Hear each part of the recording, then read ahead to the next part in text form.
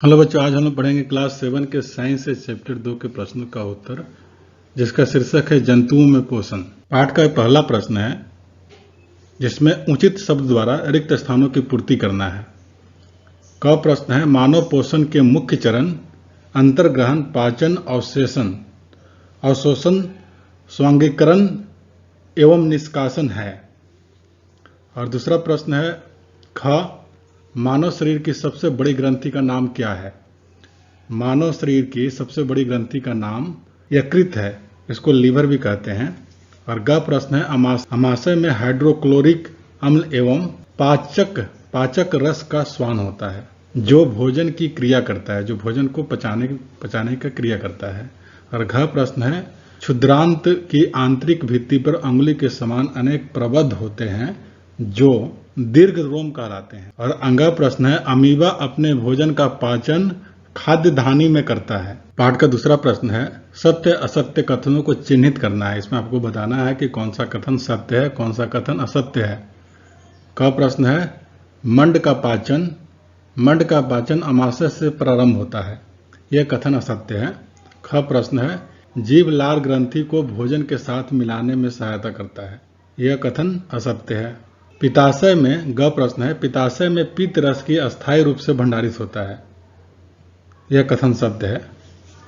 और घ प्रश्न है रूमिनेट निगली द्वारा घास को अपने मुख में वापस लाकर धीरे धीरे चबाते हैं, यह कथन सत्य है।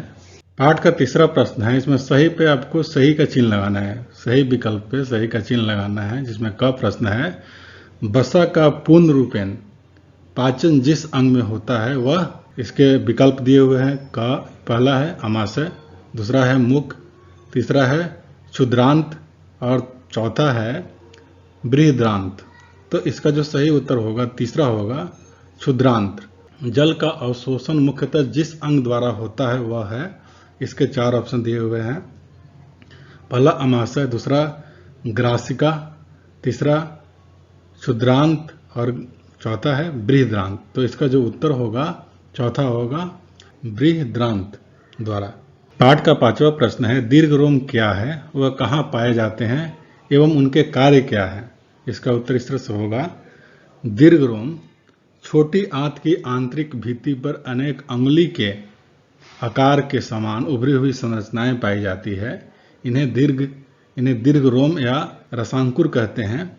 और इसका जो काम होता है दीर्घ रोम पचे हुए भोजन के अवशोषण हेतु आंत का आंतरिक सतही क्षेत्रफल बढ़ा देते हैं तथा पाचित भोजन का अवशोषण कर रक्त में मिलाने का काम करते हैं। पाठ का 6वां प्रश्न है पित्त कहाँ निर्मित होता है, यह भोजन के किस घटक के पाचन में सहायता करता है।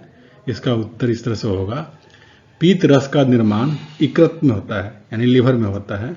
यकृत लाल भूरे रंग का वह शरीर की सबसे बड़ी ग्रंथि है।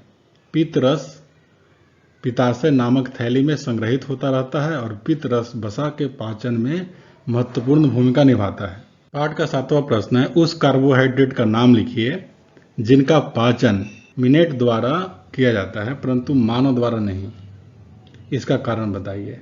रूमिनेंट अथवा रोमथली सेलुलोल नामक कार्बोहाइड्रेट का पाचन करते हैं, इसका पाचन मानव नहीं कर सकता। रोमथी पशुओं में छोटी आंत और बड़ी आंत के बीच एक थैलानुमा संरचना पाई जाती है जिसमें कुछ विशेष प्रकार के जीवाणु पाए जाते हैं। इन जीवाणुओं में सेलुलोस को पचाने की क्षमता होती है, जबकि मनुष्य में इन जीवाणुओं के अभाव के कारण सेलुलोस को पचाने की क्षमता नहीं होती है।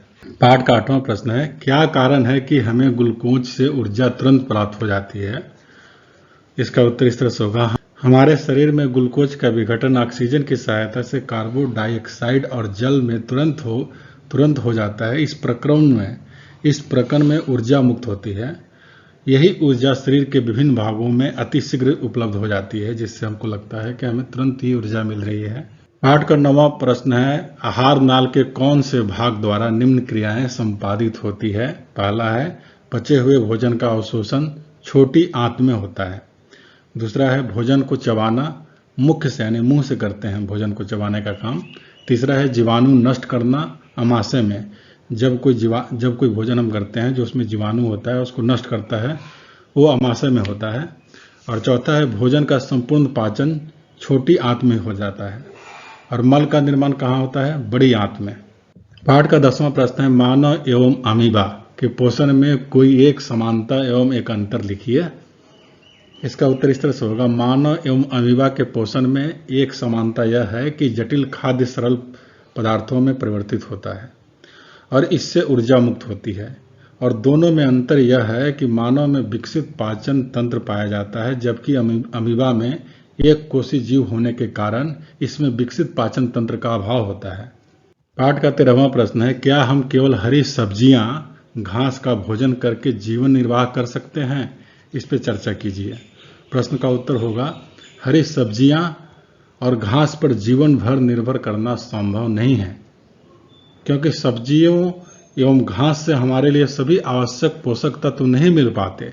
कुछ पोषक तत्व अन्न, दालों और दूध आदि से प्राप्त होते हैं। अतः सब्जियों या घास के साथ साथ अन्य खाद्य पदार्थों का भी हमारे भोजन में शामिल होना अति आवश्यक है।